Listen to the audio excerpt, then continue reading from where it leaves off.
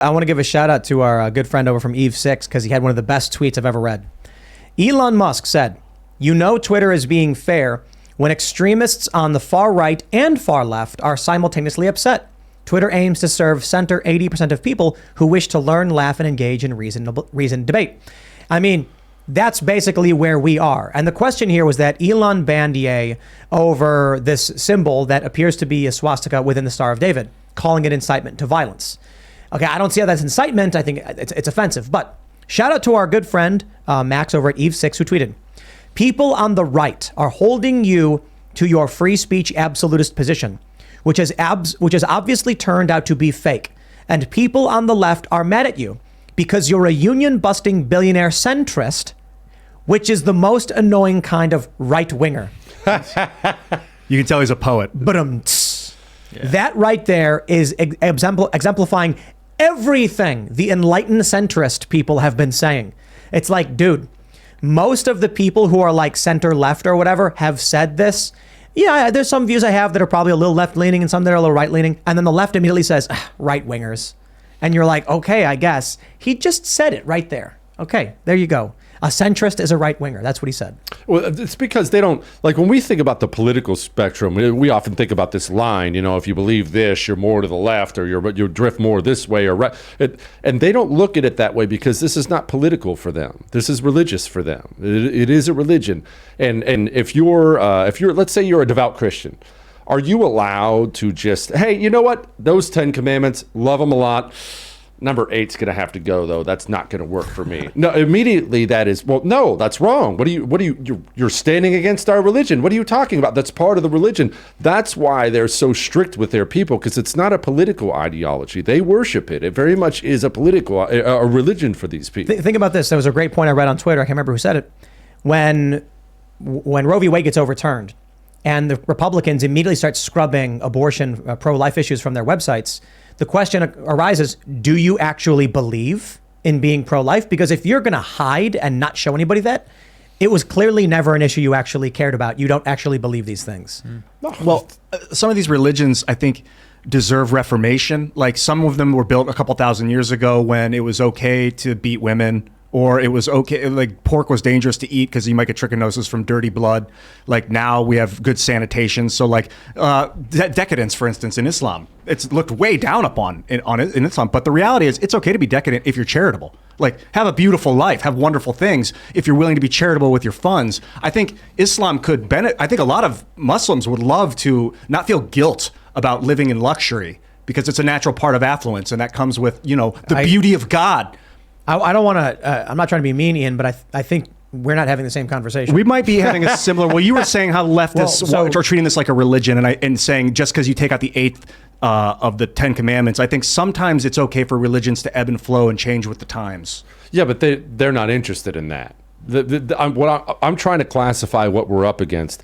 They're not interested in changing with the times. Now, the only thing they will change is they have to find different malcontents. This is what people don't understand about communism and why people, you're crazy, they're not communists. Right. One, most of the prominent people in the Democrat Party openly call themselves socialists now anyway. I don't know why people think I'm nuts for saying that. Two, communism is not some workers thing. Communism in the Soviet Union looked drastically different than it did in China. Why? Because you had different malcontents. In the Soviet Union, you had the urban poor, so they appealed to the urban poor. Correct. So when you had the Soviet communists trying to put it in China, they were yelling at people like Mao saying, focus on the urban poor. And Mao said, you're a freaking idiot. We don't have malcontented urban poor. We have malcontented rural poor here. Right. We have to change it there. Then it looked different in Cambodia. In America, it looks radically different there because we didn't have those urban poor or rural poor. We had different malcontents here. That's why they focused on the feminists. That's why they focused on the climate change nutters, the LGBTQ Air Force guys. That's why they got infiltrated the civil rights movement. You have to find society's malcontents because society is a rock. And when you find the malcontents, what you're doing is you're finding the cracks in the rock, you're filling it and freezing it. That's what communism is. Divide and conquer. That's exactly right. And that's right. exactly what they're doing. That's why the family unit is one of the key things that they're trying to destroy, that they're trying to prevent people from having, because if they have a strong family unit, they won't be able to worship the state. And personally, if you believe in a parks department, I believe you're a communist. It doesn't take much for me. I think all of the people out there's a lot of communists out there because they believe in the common good, and a lot of this is just lunacy. I mean, this. Hey, I got to speak my truths here, and I'm not gonna be censoring myself here. You commies. I'm sick of the state. Department. Yeah, if you actually look at what the political spectrum is, I would probably be described as traditional liberal or social liberal. Luke, anarchist, probably. Yeah. But in the modern iteration of what these words mean, it's just like they don't mean anything. Like liberal is used to refer to anyone on the left.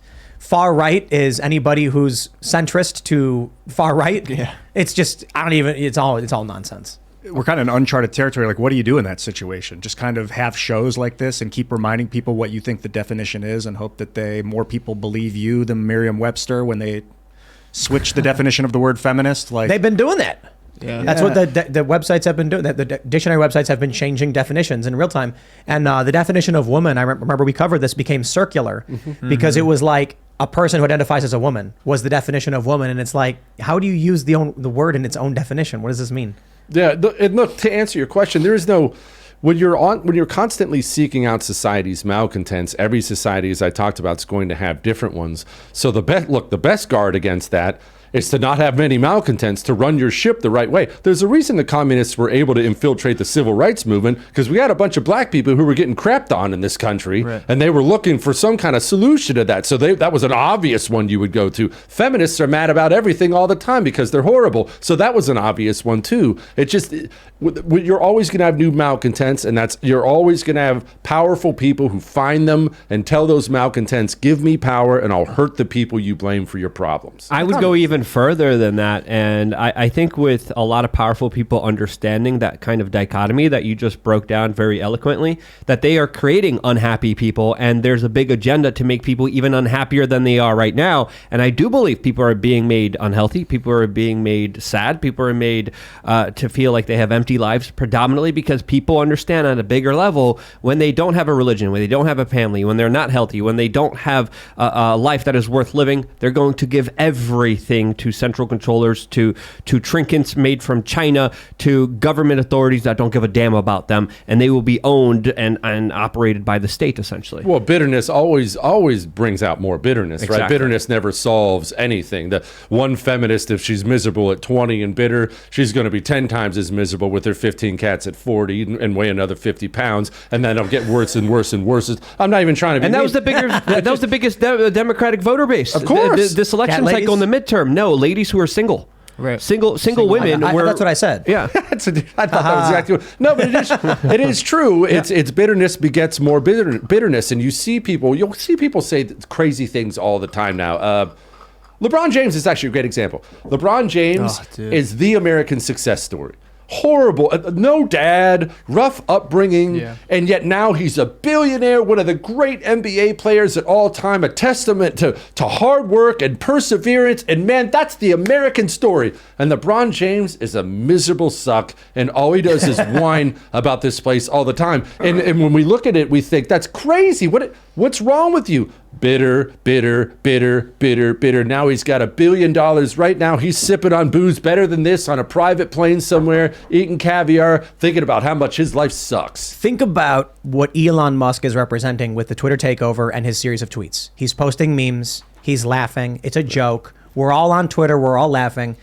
A big component of whatever modern left versus right is a bunch of people with sticks jammed square right in their rectums, and a bunch of people who just, even the craziest things are funny because what can you do but laugh? Yeah. I mean, that's the clown world meme. It's the Joker meme. It's like, watching everything descend into chaos. We know it's bad, but all you can do is laugh and go along for the ride. Versus the other people who, no matter how good it gets, they're screaming about how awful it is. It's really insightful what you said about getting people out of the gutter mentally, like giving people hope, making them so they're not malcontent. They're not miserable. Maybe making people content, bringing people some sort of at least belief that things will get better. And Luke talked about this, like what brings contentment. We saw in this country, and I'm not downplaying medication at all. I understand medication has helped a lot of lives, saved a lot of lives, changed a lot of lives. But I saw a stat recently about the number of Americans who were on psychological meds. And I'm not even downplaying that. Sometimes that's necessary. The number was staggering. It was something like 79 million. Why do we have 79 million people in need? Why aren't we looking at a way to get 79 million people off of that?